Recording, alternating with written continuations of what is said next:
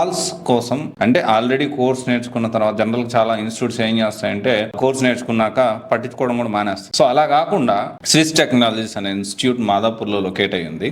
వాళ్ళు ఏం చేస్తున్నారంటే ప్రొఫైల్ మార్కెటింగ్ చేస్తున్నారు.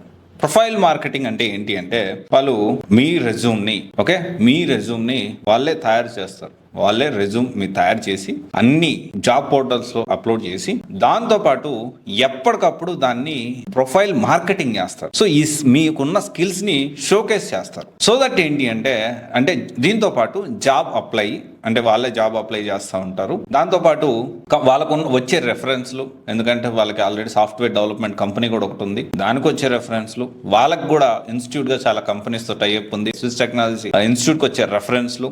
అంటే సింపుల్ గా మాట్లాడుకోవాలి అంటే ఇంటర్వ్యూస్ షెడ్యూల్ అయ్యేలాగా అంటే ఇంటర్వ్యూస్ పెట్టించే విధంగా ప్రాసెస్ అయితే చేస్తారు. దీన్నే ప్రొఫైల్ మార్కెటింగ్ అంటారు. అయితే ఎవరు ఎలిజిబిలిటీ, ఎవరు దీనికి యాప్ చేసుకోవచ్చు అంటే మనం ఇక్కడ మాట్లాడుకోవాల్సిన విషయం ఏంటి అంటే కెరియర్ గ్యాప్ వాళ్ళు, నాన్ ఐటీ నుంచి ఐటీకి రావాలనుకున్న వాళ్ళు కూడా చేసుకోవచ్చు.